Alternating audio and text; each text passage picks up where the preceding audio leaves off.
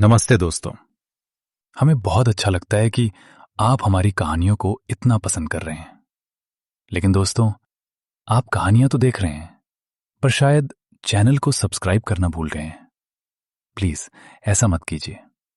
Channel को subscribe करके अपना प्यार जरूर दिखाएं और हमारे बीएल होमीज टीवी परिवार का एक खास हिस्सा जरूर बने। यूनिवर्सिटी कैंपस में दोपहर की धूप जैन के गोरे चेहरे पर पड़ रही थी। वो अपनी अगली क्लास के नोट्स पलट रहा था, जिसका ध्यान पूरी तरह से आने वाले एग्जाम में था। उसे पता नहीं था कि कुछ ही दूरी पर एक गहरी नजर उसे लगातार देख रही थी। वो नजर किसी और की नहीं, बल्कि उसके बॉयफ्रेंड काइल की थी। काइल की चमकदार काली जीप पार्किंग लॉट के सबसे कोने में खड़ी थी, जहां से वो जैन को बिना किसी को पता चले देख सकता था। काइल ने अपनी उंगली से अपनी कार की डार्क विंडो पर हल्का टैप किया। उसका चेहरा शांत था, लेकिन उसकी आंखें किसी शिकारी की तरह थीं। पिछले कुछ हफ्तों से जैन अपनी पढ़ाई में इतना मशगूल था कि काइल को लगा कि जैन उसे नजरअंदाज कर रहा है। तभी एक लड़की जैन के पास आई। उसका नाम लिया था और वो जैन की क्लासमेट थी। लिया ने जैन के कंधे पर टैप किया। हे ज़ेन, क्या तुम यहाँ अकेले हो? मुझे लगा कि तुम और काइल हमेशा साथ रहते हो। हाय लिया। नहीं, वो आज व्यस्त हैं। तुम बताओ, क्या तुम्हें इंट्रो टू फिलॉसफी के नोट्स में कोई दिक्कत आ रही है? हाँ, असल में मुझे लगा कि तुम मेरी मदद कर सकते हो। मुझे एथिक्स वाला चैप्टर बिल्कुल समझ नहीं आ रहा है। काइल की मुट्ठियां स्टीयरिंग व्हील पर कस गईं। उसे लिया का जैन के इतने करीब आना पसंद नहीं आया। जैन जब भी किसी से इतनी आसानी से बात करता, काइल के अंदर अधिकार की एक अजीब सी लहर उठती थी। वो जानता था कि जैन केवल दोस्ताना व्यवहार कर रहा है, लेकिन काइल का पॉजेसिव मन इसे किसी खतरे की तरह देखता था। काइल, वो उस लड़की के साथ इतनी देर क्यों बात कर रहा है? नोट्स? हाँ, बिल्कुल। जैन सिर्फ मेरा है, सिर्फ मेरा। काइल ने तुरंत अपना फोन उठाया और जैन को मैसेज किया। जैन, तुम्हें पता है कि शाम को डिनर के लिए हम कहाँ जा रहे हैं? 7 बजे मेरे अपार्टमेंट में।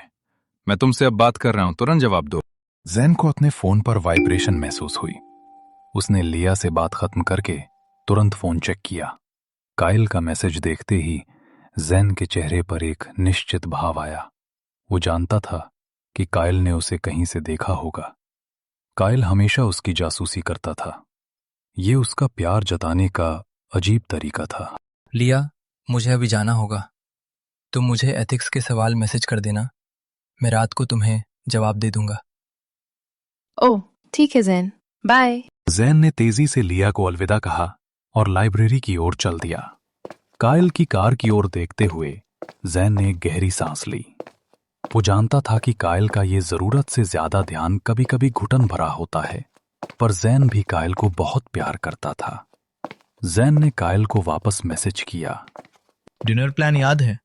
7 बजे। मैं ठीक समय पर पहुंचूंगा। और हाँ, मैं ठीक हूं काइल। कार में बैठे काइल के होठों पर एक संतोषजनक मुस्कान फैल गई।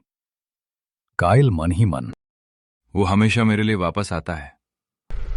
उसने अपनी जीप स्टार्ट की और पार्किंग लॉट से बाहर निकल गया। लेकिन जैन पर उसकी नजर हमेशा बनी रही।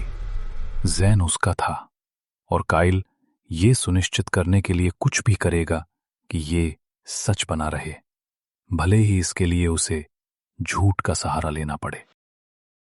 शाम के 7 बजे जैन काइल के शानदार अपार्टमेंट के दरवाजे पर खड़ा था। यह अपार्टमेंट यूनिवर्सिटी से काफी दूर था, लेकिन हर बार जैन को यहां आकर एक अजीब सी सुरक्षा की भावना महसूस होती थी, जो काइल के गहरे अधिकार भरे प्यार से आती थी। उसने दरवाजा खटखटाया। काइल ने तुरंत दरवाजा खोला। उसके चेहरे पर एक मुस्कान थी जो दुनिया की सबसे आकर्षक चीज हो सकती थी, लेकिन जैन हमेशा उस मुस्कान के पीछे छिपी तीव्रता को महसूस करता था। हे, मुझे लगा कि तुम शायद नहीं आओगे। तुमने मुझे तुरंत जवाब दो कहा था। क्या मेरे पास कोई विकल्प था? तुम हमेशा सही विकल्प चुनते हो। अंदर आओ। मैंने तुम्हारे लिए तुम्हारा पसंदीदा चीज पास्ता बनाया है। डिनर टेबल पर पास्ता की खुशबू फैल रही थी। काइल, जो आमतौर पर पढ़ाई या किसी और चीज में ध्यान नहीं देता था, जैन के हर छोटे से छोटे काम का ध्यान रखता था। उसे पता था कि जैन को नमक कितना चाहिए या उसके ड्रिंक में बर्फ कितनी होनी चाहिए। ये देखभाल कभी कभी प्यार से ज्यादा नियंत्रण लगती थी। ये पास्ता अद्भुत है काइल। तुम जानते हो, तुम यूनिवर्सिटी में नहीं आते हो, फिर भी तुम्हारा खाना बनाना पढ़ाई से ज्यादा अच्छा है। मेरा ध्यान सिर्फ कुछ खास चीजों पर ही रहता है जैन, और तुम मेरी सबसे खास चीज हो। बातचीत कुछ देर तक सामान्य रही। जैन ने उसे अपने फिलॉसफी क्लास के बारे में बताया और काइल ने हां में सिर हिलाया। लेकिन जैन जानता था कि काइल का ध्यान कहीं और था। तभी जैन ने अनजाने में वो छोटी सी गलती कर दी। हाँ, लिया भी एथिक्स वाले चैप्टर में परेशान थी। मैंने उसे कहा कि मैं उसे रात को नोट्स भेज दूंगा। जैसे ही ज़ेन ने लिया का नाम लिया, काइल के हाथ में पकड़ी हुई फोर्क चम्मच से टकरा गई और एक हल्की सी आवाज हुई। काइल की आंखों की चमक तुरंत बुझ गई। उसके चेहरे पर अब वो प्यारी मुस्कान नहीं थी। कौन है लिया? क्या तुमने मुझसे कहा था कि तुम किसी लड़की को नोट्स भेज रहे हो? काइल प्लीज, तुम हर चीज को इतना बड़ा क्यों बना देते हो? वो सिर्फ मेरी क्लासमेट है और उसे पढ़ाई में थोड़ी हेल्प चाहिए थी। हेल्प? या वो सिर्फ हेल्प के बहाने तुम्हारे करीब आने की कोशिश कर रही है? जैन, मैं जानता हूं कि लोग तुम्हें कितना पसंद करते हैं। उन्हें लगता है कि तुम बहुत मासूम हो और वो तुम्हारी इस मासूमियत का फायदा उठा सकते हैं। नहीं काइल, ये बस एक पढ़ाई की बात है। तुम बहुत ज्यादा सोच रहे हो। जैन के दिल की धड़कन बढ़ गई। ये काइल का पोजेसिव बर्ताव था जो हमेशा एक भयानक तर्क में बदल जाता था। वो जानता था कि इस स्थिति को कैसे शांत करना है। काइल को यह जताना कि जैन पूरी तरह से उसी का है। काइल की आंखों की कठोरता धीरे धीरे पिघलने लगी। जैन की बात में ईमानदारी थी जो हमेशा काइल को शांत कर देती थी। मुझे पता है कि तुम मुझे प्यार करते हो। मुझे बस डर लगता है। मैं तुम्हें खोना नहीं चाहता जैन। तुम मेरे हो। मैं तुम्हारा हूं काइल, मैं तुम्हारा हूं। वो रात शांति से खत्म हुई, लेकिन जैन जानता था कि काइल के दिमाग में लिया का नाम एक खतरे की तरह दर्ज हो चुका था। काइल ने जैन को यह विश्वास दिलाया कि उसका पॉजिटिव होना केवल अत्यधिक प्यार का नतीजा है, लेकिन जैन को यह महसूस हो रहा था कि काइल का प्यार एक जाल बनता जा रहा है। अगले दिन यूनिवर्सिटी में जैन अपनी एथिक्स क्लास के लिए लेट हो रहा था। उसके दिमाग में अभी भी काइल की अधिकार भरी आंखें घूम रही थीं और उसने तय कर लिया था कि वो लिया को नोट्स भेजने की बजाय बस एक लिंक शेयर कर देगा। जब वो क्लासरूम पहुंचा तो उसने देखा कि लिया की सीट खाली थी। ये असामान्य था क्योंकि लिया बहुत अनुशासित छात्रा थी। जैन ने सोचा कि शायद वो बीमार होगी। दोपहर के भोजन के दौरान जैन ने लिया को मैसेज किया। जैन, हे लिया, क्या तुम ठीक हो? आज क्लास में नहीं दिखी। मैं तुम्हें नोट्स का लिंक भेज रहा हूं। कोई जवाब नहीं आया।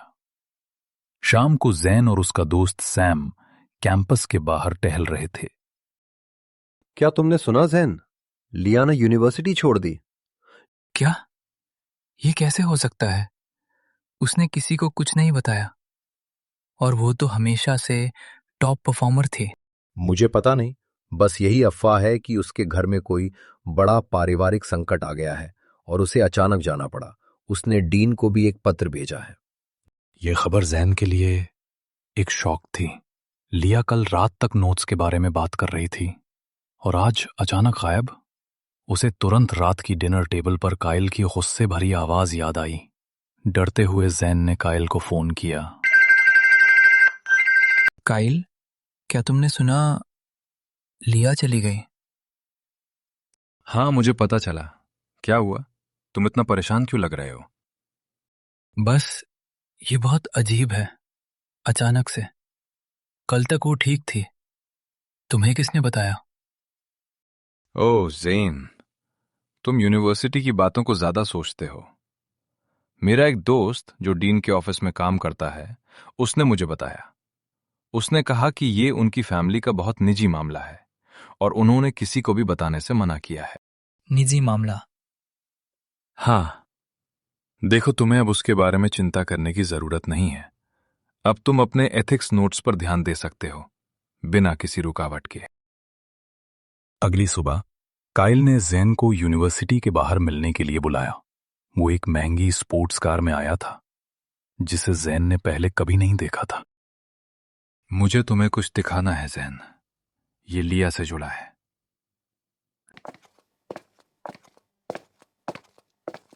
क्या है?